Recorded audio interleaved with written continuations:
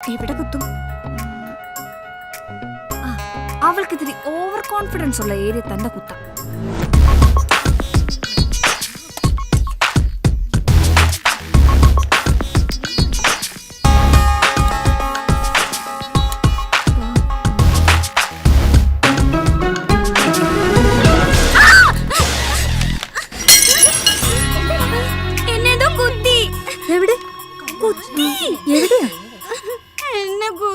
പറഞ്ഞോളൂ കുട്ടി,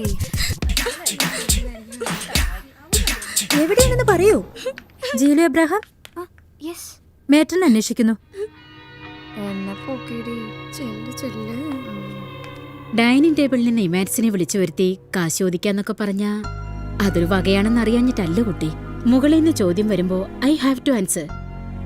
താമസക്കാരിൽ അധികവും ജോലിക്കാരികളാണ്. അവരുടെ കാശ് കൃത്യമായി കിട്ടുകയും ചെയ്യും. സ്റ്റുഡൻസിന്റെ കാര്യം പറയുമ്പോ ജീലു ഒഴികെ എല്ലാവരും. ജീലുവിന് ചില സൈഡ് ബിസിനസ്സുകളൊക്കെ ഉണ്ടല്ലോ. അതുകൊണ്ടൊക്കെയാണ് ഒരുവിധം പിടിച്ചു നിൽക്കുന്നത്. സെമിസ്റ്റർ ഫീ കൊടുക്കേണ്ടി വന്നു. പിന്നെ അപ്പൻ്റെ ട്രീറ്റ്മെന്റ്, അതിൻ്റെ എക്സ്പെൻസ് ചില നേരത്ത് പ്രൊഡക്റ്റബിൾ അല്ല. 2 മാസമായി വീട്ടിൽ നിന്നുള്ള. ഞാനെന്തായാലും ഈ ആഴ്ച തരാം മാറ്റർ. നീ എന്താ ഫുഡ് കഴിക്കാൻ വരാഞ്ഞത്? അവര് പറഞ്ഞു കഴിക്കണ്ടെന്ന്.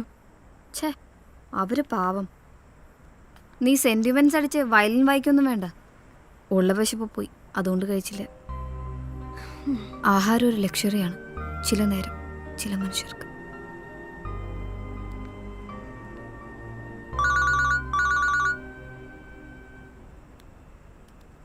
ലേഡി, നിന്റെ അമ്മയാ? അമ്മയോ? ഈ നേരത്തോ? അമ്മ,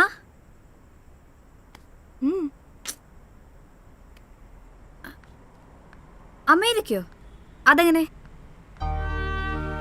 അമ്മേ, നമ്മുടെ അടുത്ത ബന്ധുക്കൾ ആരും അമേരിക്കയിലില്ലല്ലോ. അതില്ലാതെ എങ്ങനെ റെസിഡൻഷ്യൽ വിസ കിട്ടും? അത് പ്രയാസ.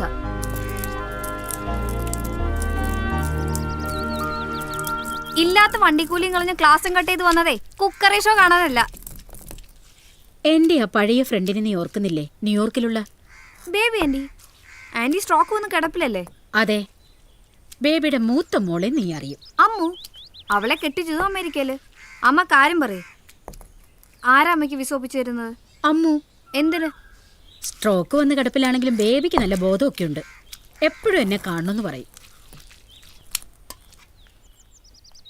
ആന്റി കിടപ്പിലായിട്ട് 5 കൊല്ലമായി. ഇപ്പൊ എന്താ അമ്മോട് ഒരു പുതിയ സ്നേഹം?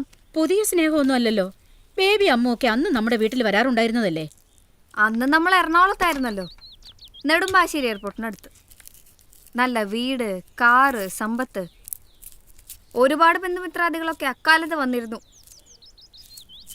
കാര്യങ്ങൾ കുഴഞ്ഞപ്പോൾ എല്ലാവരും മിസ്സിങ്. ഈ കേസ് മാത്രം എങ്ങനെ റീഓപ്പൺ ആയി? സത്യം പറ, എന്താ അമ്മൂൻ്റെ പ്രോബ്ലം? അവള് പ്രഗ്നന്റ് ആണോ? പ്രസവ ശുശ്രൂഷയ്ക്ക് ആളെ വേണോ അല്ലേ? ഞാനും അപ്പയും കൂടി കഴിഞ്ഞ മാസം ഡോക്ടർ മാത്യു ചെറിയാനെ കണ്ടിരുന്നു. ഏറിയാൽ 6 മാസം. അതിനപ്പുറം ഒരു ബൈപ്പാസ് സർജറി ഇല്ലാതെ അപ്പായ്ക്ക് പിടിച്ചു നിൽക്കാൻ പറ്റില്ല. 1.5 ലക്ഷം രൂപയെങ്കിലും വേണം. നിനക്കറിയാലോ, ഈ വീട് പണയത്തില്. കാര്യങ്ങൾ അങ്ങനെ തട്ടിമുട്ടി നടന്നു പോകുന്നു എന്നല്ലാതെ എന്തെങ്കിലും അരുതാത്ത് വന്നു പോയാ നമ്മൾ എന്ത് ചെയ്യും മോളെ? അമ്മുവിന്റെ കൂടെ ഒരു 6 മാസം മതി. അത് കഴിഞ്ഞാ വേറെ വീടുകളിൽ പ്രസവ ശുശ്രൂഷയ്ക്ക് ആളെ വേണം. നിന്റെ പഠിപ്പ് കഴിയുന്നതുവരെയെങ്കിലും ഞാൻ അവിടെ നിന്ന് പറ്റിയ നിന്നെ അങ്ങോട്ട് കൊണ്ടുപോകാൻ എളുപ്പമാണെന്ന് അമ്മു പറഞ്ഞത്. നീ പോയി കിട്ടിയാ പിന്നെ ഇളയത്തുങ്ങളുടെ കാര്യം സേഫായില്ലേ? എന്റെ അമ്മേ, കാര്യം കാണാൻ ഇവരെ പോലുള്ളവരിങ്ങനെ പലതും പറയും. പേറും പിറപ്പും കഴിഞ്ഞ കുറെ പഴയ ബെഡ്ഷീറ്റും തലേണക്കാറും ഏറിയ 10,000-50,000 രൂപയും തന്ന് അവരമ്മയെ പറഞ്ഞു വിടും. നമ്മുടെ പ്രശ്നങ്ങൾ അതുകൊണ്ടൊന്നും തീരില്ല. പുതിയ പ്രശ്നങ്ങൾ ഉണ്ടാവും. അപ്പ അറിഞ്ഞു? അയ്യോ ഇല്ല, നിന്നോട് പറഞ്ഞിട്ട് പറയാമെന്ന് കരുതി. നന്നായി. അപ്പയ്ക്കത് സഹിക്കാൻ കഴിയില്ല. നമ്മൾ ഇനി എന്ത് ചെയ്യും മോളെ? നീ ഒരു ഫോൾസ് പ്രസ്റ്റീജിന്റെ പുറത്ത് വേണ്ടെന്ന് പറഞ്ഞു. ഉഴുന്നോടെ വിറ്റ് നടക്കുന്ന എനിക്ക് എന്ത് ഫോൾസ് പ്രസ്റ്റീജ്? പുറത്ത് പറയാത്ത ഒരുപാട് രോഗങ്ങളുടെ കൂടാണമ്മ. അതുമല്ല, ഒറ്റയ്ക്ക് വേറൊരു രാജ്യത്ത് പോയി ഇത്തരം ജോലികൾ ചെയ്ത് പിടിച്ചു നിൽക്കാൻ കഴിവുള്ള ആളുമല്ല. പിന്നെ അപ്പയുടെ ബലത്തിൽ അങ്ങനെ നിന്നു എന്നല്ലാതെ. അതുമല്ല, അമ്മ പോയാൽ അപ്പയുടെയും പിള്ളേരും കാര്യം ആര് നോക്കും? പക്ഷെ അപ്പയുടെ ട്രീറ്റ്മെന്റ് അതിനൊരു സൊല്യൂഷൻ ഇല്ലല്ലോ. ഞാനിവിടെ മെഡിക്കൽ സെന്ററിന്റെ ഡയറക്ടറെ പോയി കണ്ടു. ഇൻസ്റ്റാൾമെന്റ് പേയ്മെന്റിൽ ബൈപ്പാസ് സർജറി നടത്തുന്ന ഒരു സ്കീമുണ്ട് അവർക്ക്. പക്ഷേ ഫസ്റ്റ് ഇൻസ്റ്റാൾമെന്റ് ഒരു 50,000 രൂപ വേണ്ടി വരും. എനിക്കൊരു പാർട്ട് ടൈം ജോലി ഒത്തുകിട്ടിയിരുന്നെങ്കിൽ കാര്യങ്ങൾക്കൊക്കെ ഒരു നീക്കുപോക്കായേനെ. സെക്കൻഡ് ഇയർ BCA സ്റ്റുഡന്റിന് എന്ത് ജോലി കിട്ടാനടി? രാമസ്വാമി ആര്? രാമസ്വാമി അയ്യങ്കാർ.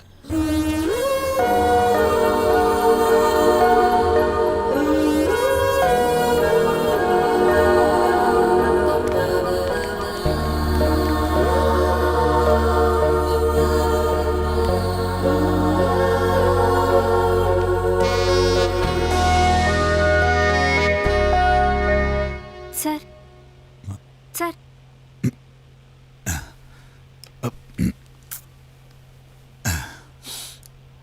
என்னம்மா?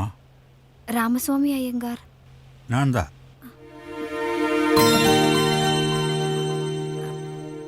സാറിനൊരു മകനുണ്ടോ? எனக்கு கல்யாணமே ஆவலே அம்மா. Chronic bachelor. അമ്മ ഉനക്ക് എന്നാ വേണോ? No duplicate business, only original. Tamil, Malayalam, English, Hindi. ഇതൊരു സോഫ്റ്റ്വെയർ കമ്പനിയാണെന്നാണ് അയാൾ പറഞ്ഞത്. ആയിരുന്നു വൺസ് അപ്പോൺ എ ടൈം. ഒരു അമേരിക്കൻ കമ്പനിയുടെ ഔട്ട്സോഴ്സ് താ ഇങ്ക സെഞ്ചിട്ടിരുന്നത്. US കമ്പനി ക്ലോസ്, ഞാനും ക്ലോസ്.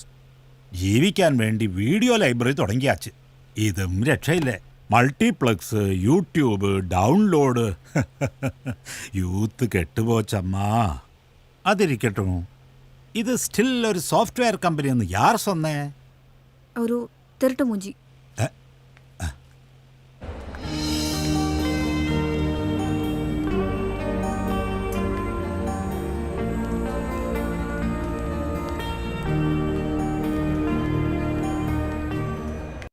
ദിലീപ് റെഡി?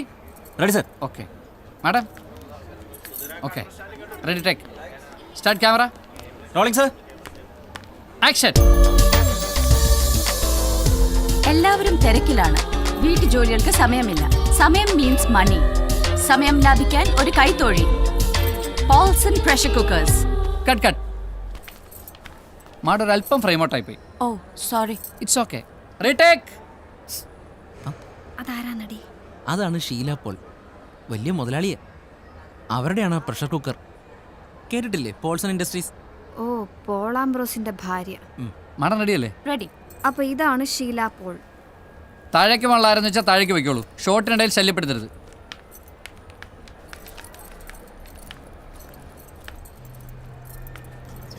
ഉം.